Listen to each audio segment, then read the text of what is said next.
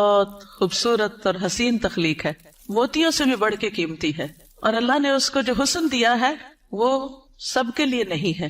ہمارا حسن سب کے لیے نہیں ہے، ہر ایک کے لیے نہیں ہے. اللہ نے ہمیں جس کے لیے پیدا کیا ہے، جس کے لیے بنایا ہے، یہ اسی کا حق ہے. آپ دیکھیے کہ بچپن سے ہی ایک چھوٹی سی بچی کو بھی جو شوق ہوتا ہے وہ کس چیز کا ہوتا ہے؟ سجنے، بننے، سنورنے کا. چھوٹے چھوٹے بچے ماؤں کی لپسٹکس کا کیا حال کرتے ہیں، صرف اپنے اوپر نہیں لگاتے، دیواروں میں بھی لگا دیتے ہیں. اور اسی طرح قرآن مجید میں بھی آتا ہے افمن ينشأ فی الحلیۃ، کیا وہ جو زیورات میں پالی جاتی. تو سجنا، بننا، اچھا کپڑا، اچھا لباس، اچھا زیور، یہ عورت کی کمزوری ہوتی. ہر عورت کو کسی نہ کسی درجے میں تھوڑا یا زیادہ پسند ہوتا ہے. اگر روزانہ اپنی زیب و زینت کا اہتمام نہ کرے تو خاص خاص مواقع پر ضرور کرتی. اور پھر اس میں بعض اوقات یہ ہوتا ہے کہ صرف زیب و زینت کرنے کا شوق نہیں ہوتا، اس کو نمایاں کرنے کا بھی بہت شوق ہوتا ہے. تو اس صورت میں پھر یہاں ایک امتحان شروع ہو جاتا ہے کہ ہمیں یہ زیب و زینت کس کس کے سامنے ظاہر کرنے کی اجازت ہے اور کس کے سامنے نہیں. تو یہ چھوٹی سی کتاب ہے، اس آیت سے متاثر ہو کر تحریر کر دی گئی. بہت سے لوگ کہتے رہتے ہیں کہ اپنی تفسیر لکھیں، لیکن اس کا تو وقت نہیں. سوچا چلے ایک آیت ہی صحیح. بلغوا انی ولو آیہ. قال اللہ تعالی، اللہ تعالیٰ کا فرمان ہے، جب اللہ تعالیٰ کوئی بات فرماتے ہیں تو پھر کیا کرتے ہیں، کیسے سنتے ہیں؟ بہت دھیان سے، توجہ سے. وقل للمؤمنات، اور مومن عورتوں سے کہہ دیجئے کیا کریں؟ اپنی نگاہیں نیچی رکھیں، یعنی اپنی نگاہوں کی حفاظت کریں، اور اپنی شرم گاہوں کی حفاظت کریں، اور اپنی زینت ظاہر نہ کریں، اپنی خوبصورتی نمایاں نہ کریں سوائے اس کے جو خود ظاہر ہو جائے، اور اپنے سینوں پر اپنی اوڑھنیاں ڈالے رکھیں، اور اپنی زینت ظاہر نہ کریں سوائے اپنے شوہروں کے، یا اپنے باپ کے، یا اپنے شوہروں کے باپ کے، یا اپنے بیٹوں کے، یا اپنے شوہروں کے بیٹوں کے، یا اپنے بھائیوں کے، یا اپنے بھائیوں کے بیٹوں کے، یا اپنی بہنوں کے بیٹوں کے، یا اپنی عورتوں کے، یا اپنے غلاموں کے، یا وہ زیر دست مرد جو کسی اور قسم کی رغبت نہ رکھتے ہوں، یا وہ بچے جو عورتوں کی پوشیدہ باتوں سے ابھی واقف نہ ہوئے ہوں، اور اپنے پاؤں زمین پر مار کر نہ چلیں کہ ان کی پوشیدہ زینت لوگوں کو معلوم ہو جائے. اور اے مومنو، تم سب مل کر اللہ سے توبہ کرو تاکہ تم کامیاب ہو جاؤ. یعنی اس حکم کی کہیں نہ کہیں جو خلاف ورزی ہوتی ہے اس پر توبہ کرو تاکہ کامیاب ہو سکو. اس سے پتہ یہ چلتا ہے کہ اگر اس حکم کی خلاف ورزی کی گئی تو کہیں ایسا نہ ہو کہ کامیابی مخدوش ہو جائے. تو ارشاد ہے وَقُلْ لِلْمُؤْمِنَاتِ، اور مومن عورتوں سے کہہ دیجئے. پیج 3. مومنات کون ہوتی ہیں؟ جو ایمان لانے والیاں ہیں، اللہ اور اس کے رسول محمد صلی اللہ علیہ وسلم کا حکم دل سے مان لینے والیاں، ماننے کے بعد ان احکامات پر عمل کرنے والیاں، اللہ سے اپنی محبت کے دعوے کو سچ کر دکھانے والیاں.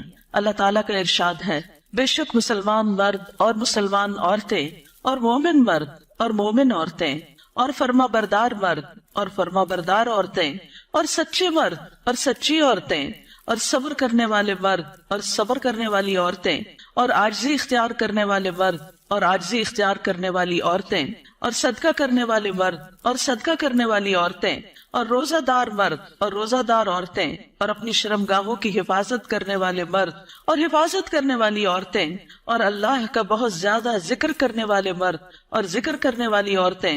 ان کے لیے اللہ نے مغفرت اور بہت بڑا اجر تیار کر رکھا ہے. اللہ کی بخشش اور بڑا اجر کس کے لیے ہے؟ ان صفات کے حامل مومن مردوں اور عورتوں کے لیے.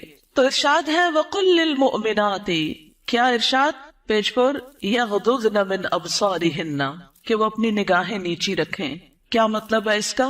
کہ حرام چیزوں پر نگاہ نہ ڈالیں، نامحرم مردوں کو نگاہ بھر کے نہ دیکھیں، اچانک نظر پڑ جائے تو نظر پھیر لیں، شہوت کی نظر سے نہ دیکھیں، کسی مرد یا کسی عورت کا سطر نہ دیکھیں، یعنی جو حصے چھپا کے رکھنے کے قابل ہیں، فحش تصاویر اور فحش مناظر نہ دیکھیں، ادھر ادھر تاک جھانک نہ کریں.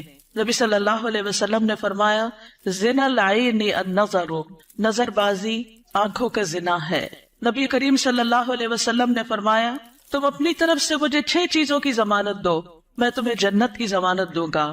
جب بات کرو تو سچ بولو، جب وعدہ کرو تو پورا کرو، جب تمہارے پاس امانت رکھی جائے تو ادا کرو، اپنی شرمگاہوں کی حفاظت کرو، اپنی نگاہوں کو نیچا رکھو اور اپنے ہاتھوں کو روکے رکھو. تو یہ حکم ہے نگاہیں نیچی رکھنے کا. پھر آیت کے اگلے حصے میں فرمایا وَيَحْفَظْنَ فُرُوجَهُنَّ، اور وہ اپنی شرمگاہوں کی حفاظت کریں، یعنی جسم کے قابل ستر حصے چھپا کر رکھیں۔ باریک اور تنگ لباس خصوصاً چست پاجامے سطر ڈھانپنے کے تقاضے پورے نہیں کرتے۔ زنا، بدکاری اور فحاشی سے بچے، بلا ضرورت اپنے جسم کا کوئی حصہ نہ کھولیں۔ ہم جنس پرستی سے دور رہیں، جانوروں یا مصنوعی آلات سے جنسی خواہش پوری نہ کریں۔ پھر فرمایا وَلَا يُبْدِينَ زِينَتَهُنَّ، اور اپنی زینت ظاہر نہ کریں، یعنی جسمانی ساخت اور شکل و صورت کی خوبصورتی کو نمایاں نہ کریں۔ زینت میں دونوں چیزیں آ جاتی ہیں، جسم کا فگر بھی اور شکل و صورت کی خوبصورتی بھی۔ پھر مصنوعی اور آرائشی زینت جیسے زیور، لباس یا میک اپ وغیرہ چھپا کر رکھیں، نان محرم سے۔ باریک لباس نہ پہنیں، گھر سے نکلتے وقت تیز خوشبو نہ لگائیں، کیونکہ وہ بھی زینت کا حصہ ہے۔ رسول اللہ صلی اللہ علیہ وسلم نے فرمایا 2 قسم کے لوگ جہنمی ہیں جنہیں میں نے نہیں دیکھا، وہ لوگ جن کے پاس بیلوں کی دموں کی طرح کے کوڑے ہوں گے جن سے وہ لوگوں کو مارتے ہوں گے، وہ عورتیں جو لباس پہن کر بھی بے لباس ہوں گی، مائل کرنے والیاں، مائل ہونے والیاں، گویا ان کے سر بختی اونٹ کے کوہان کی مانند ہو گئے، یعنی سر خاص طور پر اوپر، سروں کے اوپر مزید بالوں کا جوڑا بنا کے یا اونچے کر کے اس کو اٹھایا ہوا ہو۔ وہ جنت میں داخل نہ ہوگی اور نہ اس کی خوشبو پائے گی، حالانکہ اس کی خوشبو اتنی اور اتنی دور سے آتی ہوگی۔ یہ صحیح مسلم کی روایت ہے۔ پھر فرمایا الا ما ظاہر منہا، سوائے اس کے جو اس میں سے ظاہر ہو جائے، وہ زینت جو خود بخود ظاہر ہو جائے، نہ کہ ظاہر کی جائے، مثلا چادر کا ہوا میں اڑ جانا اور زینت کا کھل جانا۔ وہ زینت جس کو چھپانا ممکن نہ ہو، جیسے چادر، گاؤن یا اسکارف وغیرہ۔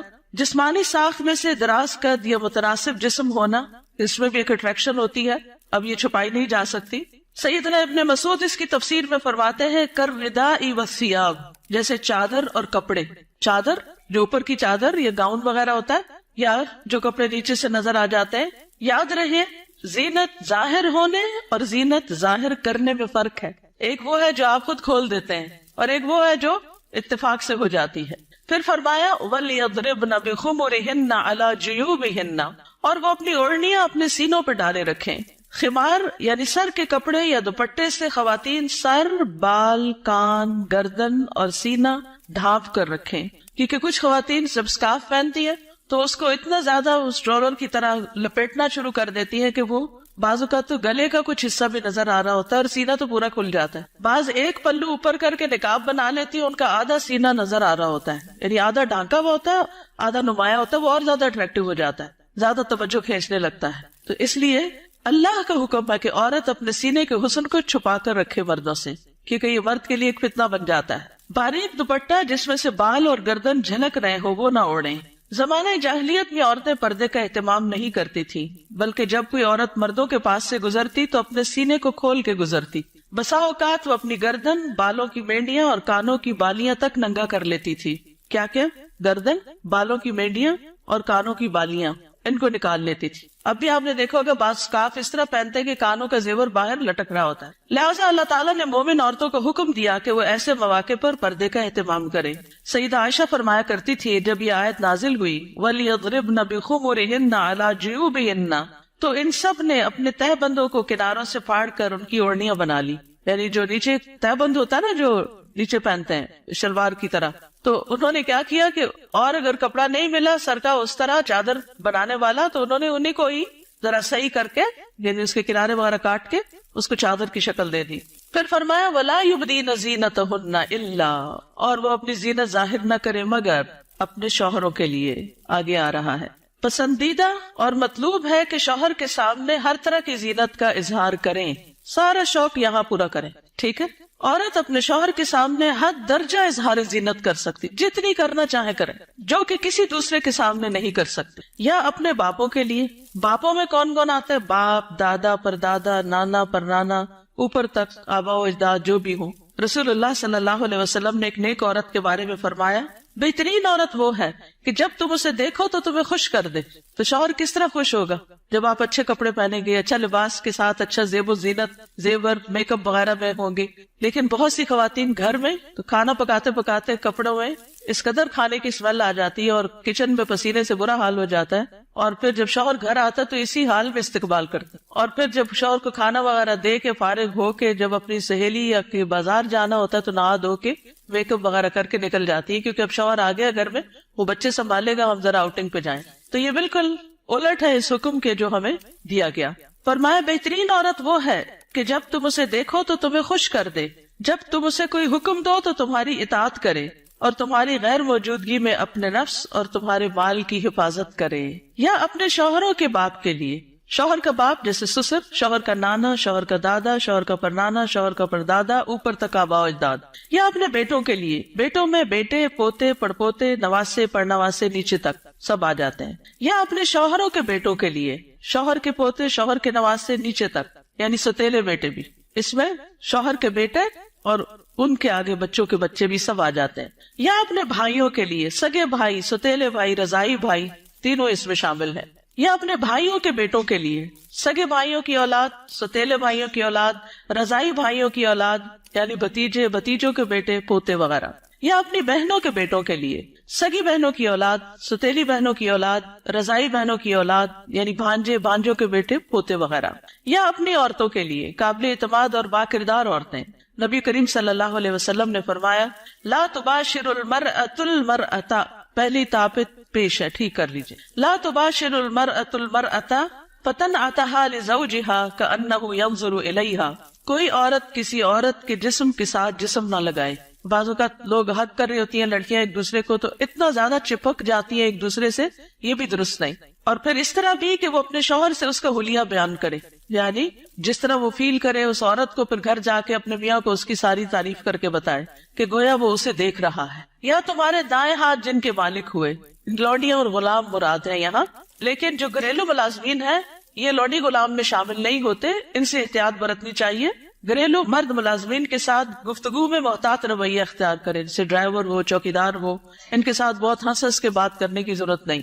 مذکورہ بالا تمام رشتوں کے سامنے زینت کا اظہار کرتے ہوئے ان کے مقام اور احترام کو پیش رکھیں. جوان بچوں کے سامنے سینہ اور گریبان کھولنے میں احتیاط برتیں، یعنی ان میں سے جو بھائی جوان ہیں یا بیٹے جوان ہیں یا پوتے وغیرہ، تو ان کے سامنے اپنے سینے کو بہت نمایاں نہ کرے، اور اسی طرح اپنے سطر کو چھپا کر رکھیں. سیدنا انس بیان کرتے ہیں کہ نبی کریم صلی اللہ علیہ وسلم فاطمہ رضی اللہ تعالی عنہا کے لیے غلام لائے جو آپ نے ان کو ہبہ کر دیا. انس رضی اللہ عنہ نے کہا کہ فاطمہ پر اس وقت ایسا کپڑا تھا جب وہ اسے اپنے سر پر اوڑھتی تو ان کے پاؤں تک نہ پہنچتا، جب وہ اسے اپنے پاؤں چھپاتی تو سر پر نہ رہتا. یاد رکھیے وہ پاؤں بھی چھپا رہی تھی. جبکہ نبی کریم صلی اللہ علیہ وسلم نے ان کی یہ الجھن دیکھی تو فرمایا بے شک تمہارے لیے کوئی حرج نہیں، تمہارے سامنے صرف تمہارے والد اور تمہارا غلام ہے. اس غلام کا نام عبداللہ بن مسعدہ تھا. یہ فزاری تھے، سخت سیاہ فام. سیدہ فاطمہ نے انہیں پرورش کر کے آزاد کر دیا تھا رضی اللہ تعالی عنہا. اب التابعین غیر اولی الاربۃ من الرجال، یا پیروی کرنے والے غیر حاجت مند مرد، یعنی یہ کون سے مرد ہیں جن سے پردے میں نرمی اختیار کی جا سکتی ہے؟ نکاح کی حاجت نہ رکھنے والا. بعض ہوتے ہیں بچپن سے خاندانوں کے ساتھ لگ جاتے ہیں اور وہ پوری زندگی ایک بچوں کی طرح ہی ساتھ ہوتے ہیں، اور پھر بڑھاپے کی عمر میں ان کا کوئی اور ٹھکانہ نہیں ہوتا، تو وہ یعنی کہ گھروں میں اگر ہوتے ہیں ان کو گھر کی جو لڑکیاں ہیں وہ اپنی بیٹیوں کی طرح ہی ہوتی ہیں، اور ویسے بھی انہیں شادی کا کوئی شوق نہیں ہوتا. عورتوں سے رغبت نہ رکھنے والا، بدھو قسم کا، بے وقوف بدھو جس میں شہوت نہ ہو، بالکل بوڑھا.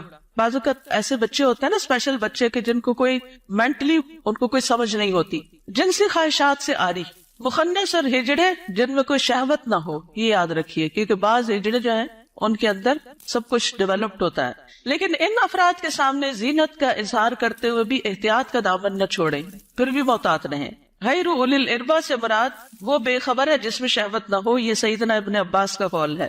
اب الطفل الذین لم یظہروا علی عورات النساء، یا وہ بچے جو عورتوں کی چھپی ہوئی باتوں سے ابھی واقف نہیں ہوئے. نابالغ بچے جن کا جنسی شعور بیدار نہ ہوا ہو، جو کم عمری کی وجہ سے عورتوں کے حالات اور مخصوص اوصاف سے واقف نہ ہو، جن کو کوئی سمجھ نہ ہو پیریڈز کیا ہوتے ہیں، اور یعنی ابھی ان کی عورتوں سے متعلق جو خاص باتیں ان کو سمجھنا ہو. ابن کثیر کہتے ہیں جب بچہ بالغ ہو یا بلوغت کے قریب ہو اور ان چیزوں کو جانتا پہچانتا ہو، بدصورت اور خوبصورت عورت میں تمیز کر سکتا ہو. اگر جس دن بچہ ایک ہے نا ماما وہ بہت خوبصورت ہے، تو اسے عورتوں کے پاس نہ آنے دیا جائے. یہ ابن کثیر کی تفسیر ہے.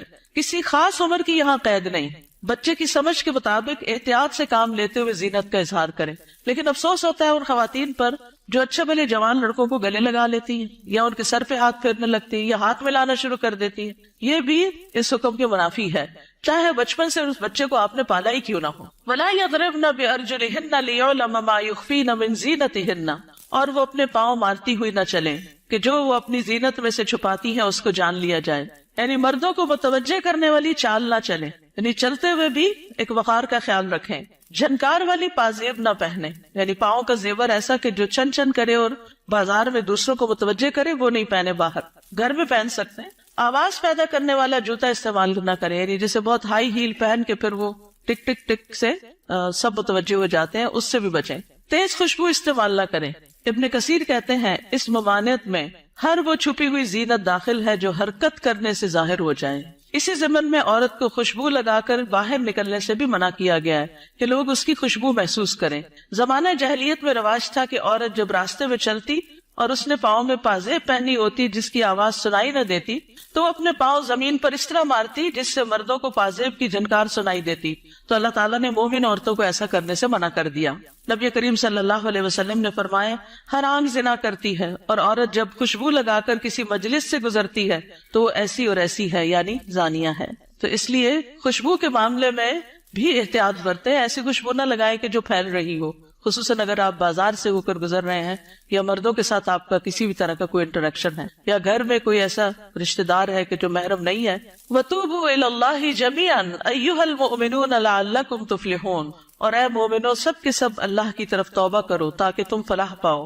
اس میں پچھلے گناہوں پر ندامت کا اظہار کریں، یعنی اللہ تعالیٰ کے سامنے آئندہ گناہ نہ کرنے کا عہد کریں، اپنی اصلاح کی ہر ممکنہ کوشش کریں، ان لغزشوں اور غلطیوں سے توبہ کریں جو پردے کے معاملے میں اب تک ہوتی رہیں، آئندہ زندگی کے لیے اپنے طرز عمل کی اصلاح ان ہدایات کے مطابق کر لیں جو اللہ اور اس کے رسول صلی اللہ علیہ وسلم نے دی ہیں۔ اللہ تعالیٰ کا ارشاد ہے وَهُوَ الَّذِي يَقْبَلُ التَّوْبَةَ عَنْ عِبَادِهِ وَيَعْفُو عَنِ السَّيِّئَاتِ وَيَعْلَمُ مَا تَفْعَلُونَ، اور وہی ہے جو اپنے بندوں کی توبہ قبول کرتا ہے اور ان سے درگزر فرماتا ہے، اور وہ جانتا ہے جو تم عمل کرتے ہو۔ دیگر محارم حقیقی چچا اور ماموں بھی محرم ہیں، کیونکہ بھتیجی اور بھانجی سے نکاح نہیں کیا جا سکتا۔ رضاعی رشتے بھی نسبی رشتوں کی طرح محرم ہیں، ان کے سامنے بھی زینت کا اظہار جائز ہے۔ اللہ تعالیٰ کا ارشاد ہے تم پر تمہاری مائیں اور تمہاری بیٹیاں اور تمہاری بہنیں اور تمہاری پھوپھیاں اور تمہاری خالائیں اور بھائی کی بیٹیاں اور بہنوں کی بیٹیاں حرام کر دی گئی ہیں۔ رسول اللہ صلی اللہ علیہ وسلم نے فرمایا بے شک اللہ نے رضاعت سے بھی ان رشتوں کو حرام کر دیا جن کو نسب سے حرام کیا گیا۔ حجاب مسلمان عورت کی شناخت ہے، مسلمان عورت حجاب سے پہچانی جاتی ہے، وہ دوسروں سے الگ ہو جاتی ہے۔ اللہ تعالیٰ کا ارشاد ہے اے نبی اپنی بیویوں اور بیٹیوں اور مومن عورتوں سے کہہ دیجئے، بیویاں بیٹیاں اور مومن عورتیں سب کی سب وہ اپنے چادروں کے پلو اپنے اوپر لٹکا لیا کریں، اس طرح زیادہ توقع ہے کہ وہ پہچان لی جائیں، یعنی حجاب کی وجہ سے پہچان لی جائیں، نہ کہ حجاب اتار کے پہچان لی جائیں۔ حجاب اتار کے تو ایک عورت عام عورت کی طرح ہی لگے گی نا، تو ایذا نہ دی جائیں، اور اللہ بہت بخشنے والا بے حد رحم کرنے والا ہے۔ یہ ایذا کون سی ہے؟ سیکشل ہراسمنٹ، کہ جب عورت کسی مرد کو اٹریکٹ کرتی ہے تو پھر وہ اس کے پیچھے آتا ہے اور اس کو نقصان دینا چاہتا ہے۔ مردوں سے بھی خطاب کیا گیا۔ نظر اور شرمگاہ کی حفاظت کا حکم صرف عورتوں کے لیے نہیں بلکہ مردوں کے لیے بھی ہے۔ اللہ تعالیٰ کا ارشاد ہے مومن مردوں سے کہہ دیجئے اپنی نگاہیں نیچی رکھیں اور اپنی شرمگاہوں کی حفاظت کریں، یہ ان کے لیے پاکیزہ تر ہے، بے شک اللہ خبر رکھنے والا ہے اس کی جو وہ کرتے ہیں۔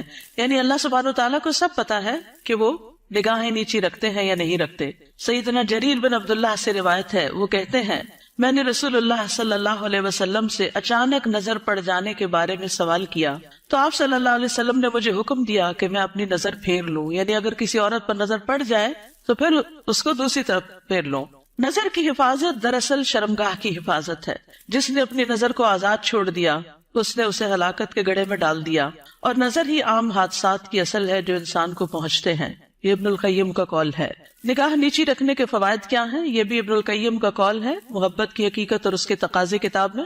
دل شہوت سے رک جاتا ہے، دل میں نور پیدا ہو جاتا ہے، علم کے راستے کو شادہ ہو جاتے ہیں، دل کو فرحت و خوشی حاصل ہوتی ہے، عقل قوی اور مضبوط ہوتی ہے، دل غم و حسرت سے خلاصی پا لیتا ہے، انسان کی عقل و فراست بڑھتی ہے، دل کو قوت و شجاعت حاصل ہوتی ہے. نگاہ جھکانا جہنم کا دروازہ بند کرنے کا سبب ہے، غفلت کے پردے ہٹتے ہیں. رسول اللہ صلی اللہ علیہ وسلم نے دعا بھی سکھائی، سنن نبی داؤد میں آتی ہے، اللہم انی اعوذ بک من شر سمعی ومن شر بصری ومن شر لسانی ومن شر قلبی ومن شر منی. اے اللہ، بے شک میں اپنی سماعت کے شر سے، اپنی بصارت کے شر سے، اپنی زبان کے شر سے، اپنے دل کے شر سے اور اپنی شرمگاہ کے شر سے تیری پناہ چاہتا ہوں. اپنا جائزہ لیجئے، کیا یہ احکامات میرے لیے ہیں اور کیا ان پر عمل کرنا ضروری ہے؟ کیا میں اپنی نگاہوں اور سطر کی حفاظت کر رہی ہوں؟ کیا میں اپنے خمار یا دوپٹے کو اپنے سینے پر ڈالتی ہوں؟ کیا میں اپنی زینت کو چھپانے کا اہتمام کرتی ہوں؟ یاد رکھیے، ہمارا معاملہ کسی انسان کے ساتھ نہیں، یہ رب العالمین کے ساتھ ہے، جو علم بھی رکھتا ہے اور ہر چیز کے بارے میں باخبر بھی ہے. نظر کے بارے میں کچھ اشعار ہیں، کل حوادث مبدأها من النظر، تمام حوادث کی ابتدا نظر سے ہوتی ہے. یعنی جو عشق و عاشقی کے سلسلے چل پڑتے ہیں اور انسانوں کو بعض اوقات انتہائی بیمار کر دیتے ہیں کہ وہ کسی قابل نہیں رہتے، اس کی ابتدا نظر سے ہی ہوتی ہے. وَمُعْظَمُ النَّارِ مُسْتَصْغَرُ الشَّرَرِ، اور چھوٹی چنگاری سے بھی زبردست آگ بھڑک اٹھتی ہے. نظر فابتسامۃ فسلام، پہلے نظر پھر مسکراہٹ پھر سلام. فکلام فموعد فلقاء، پھر بات چیت پھر ملاقات کا وعدہ، اور پھر اس کے بعد اللہ کے حکم کی نافرمانی میں انسان جا پڑتا ہے. اللہ سبحانہ وتعالی ہمیں ایمان عطا کرے، حیا عطا کرے اور اس حکم پر عمل کی توفیق عطا کرے. آخری صفحے پر ہے، رسول اللہ صلی اللہ علیہ وسلم نے فرمایا، حیا ایمان میں سے ہے اور ایمان جنت میں لے جاتا ہے، جبکہ بے حیائی کوڑا کرکٹ ہے اور کوڑا کرکٹ آگ میں جاتا ہے. یہ کتاب آپ کے لیے تحفہ ہے. کیوں تحفہ ہے؟ تاکہ ہم اس پر عمل کریں اور کیا کریں؟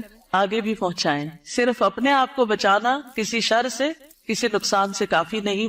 اس کا ایک محرک یہ بھی تھا اس چھوٹے سے پمفلٹ کو لکھنے کا، کہ بہت دفعہ مجھے خود یہ سننے کو ملا، بتایا گیا کہ کہاں ہے قرآن میں پردے کا حکم.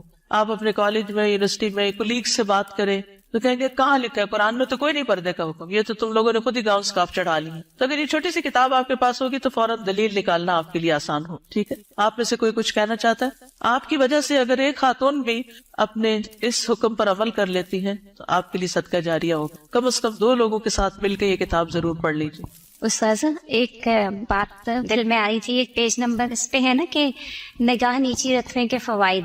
تو جیسے اس پہ سارے فوائد لکھے ہوئے کہ دل میں نور ہوتا ہے اور علم کے راستے کشادہ ہو جاتے ہیں، غم سے چھٹکارا مل جاتا ہے، عقل قوی ہوتی ہے، غفلت کے پردے ہٹتے ہیں، جہنم سے انسان بچ جاتا ہے. تو دیکھیں، ایک راستہ کھول کے نا نظر کو بہکانے والا شیطان نے ہمارے لیے کتنے راستے بند کر، تو اس پہلا جو راستہ ہے اس کو وہی اگر ہم بند کر دیں نا تو ہم پھر آگے انشاءاللہ یہ سارے راستے خود بخود کھل. بالکل. اور اس میں آپ دیکھیے کہ بہت سی ایسی خواتین کے مسائل، بہت سی لڑکیوں کے مسائل، اچھی بھلی سمجھدار لڑکیوں کے مسائل، اور خصوصاً اب موبائل کی وجہ سے اور ویڈیو چیٹنگ کی وجہ سے جو مسائل پیدا ہو رہے ہیں، اور تصویر کا اتنا عام ہے کہ ہر چیز ہی کی تصویر بن کے شیئر کی جا رہی ہے، اس کی وجہ سے یہ مسائل اور بھی زیادہ بڑھ گئے ہیں. اور بعض اوقات انسان ایسے فساد میں جا پڑتا ہے کہ اس کی عقل پہ بھی پردہ ڈال دیتا ہے، پھر اس میں نہ اپنی عزت کی پرواہ ہوتی ہے، نہ ماں باپ کی، نہ کسی دین کی اور نہ کسی اور کی. تو اس لیے بہت ضروری ہے کہ اس چیز کو عام کیا جائے اور لڑکیوں کو اس فتنے سے بچایا جائے. جی ستیلے بھائی محرم ہوتے ہیں. نمازوں میں خشوع کا مسئلہ ہر ایک کو رہتا ہے، تو نگاہ کی حفاظت سے نمازوں میں بھی خشوع آتا ہے. کوشچن ہے، جیسے سعودی عرب میں وہ لوگ آنکھوں کا بھی پردہ کرتے ہیں، اور یہی ہے کہ آپ نے جیسے آیت پڑھی اس کا ترجمہ پڑھا تو اس کا ترجمہ یہی ہوتا ہے کہ لٹکایا جائے کپڑا.